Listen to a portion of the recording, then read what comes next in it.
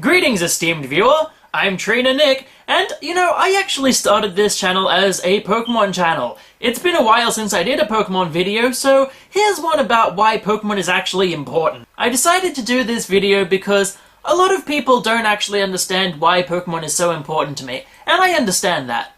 A lot of people's first, introduction to Pokemon was as an anime on Cheese TV, and they just thought it was a passing fad. For other people, it was just a new game that came out, and it might have been fun, but, they had other Game Boy games to play as well. And both of these are very valid things to happen, but for me, it was a lot more than a craze. So my very first introduction to Pokemon was actually the anime. I was 6, and it was one of the very first things that I'd ever seen on TV. It was pretty cool, you had these people catching the Pokemon and retraining the Pokemon and beating up gym leaders after he lost to the gym leaders about 4 or 5 times, because he was Ash. But what I really enjoyed was the different creatures that existed. And then in the Christmas of the year 2000, I got my very first Pokemon game, Pokemon Silver version. That's right, I didn't start on Gen 1. In fact, I didn't even play Gen 1 until 2 years later, when I picked up Red version at a market sale.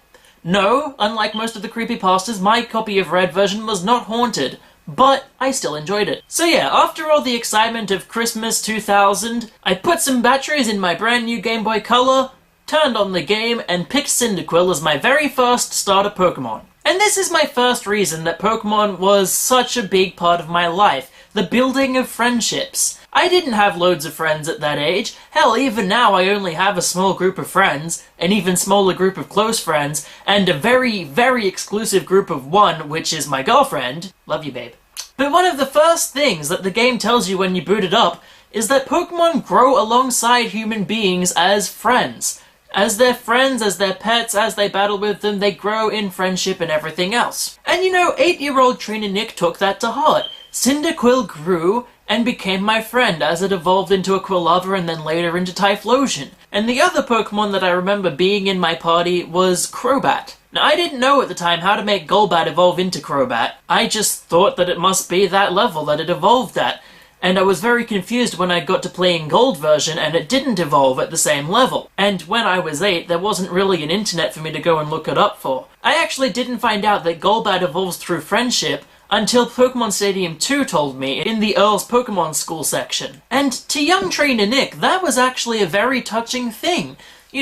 This Golbat evolved because we were good friends. It evolved through friendship, and that was so touching to me. It's part of why, to this very day, Crobat is still my favorite Pokemon.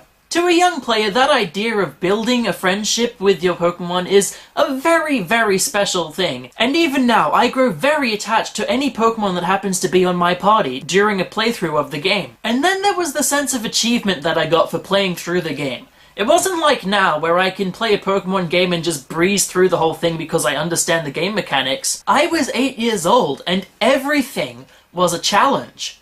Screw Whitney's Miltank, I had trouble with Falkner and his Pidgeotto. I remember especially having trouble with the Rival and his Feraligatr, except in the very first battle and somehow the very last one, in Victory Road, I had so much trouble beating the Rival. And forget Lance and his underleveled Dragonites, I actually struggled to beat Will. And who even remembers that Will exists? But the thing to remember here is that eventually I did beat them. My team of friends that I had raised from whatever level I caught them at, we managed to overcome these challenges and achieve something. The moment when I finally defeated Lance was one of the biggest senses of achievement I have ever had in my life, because I was 8 and I had beaten this game. I know now that beating the Elite Four isn't a major challenge, but back then it was hard, it was difficult, especially when they seemed to resist and super effectively attack every Pokemon on your team.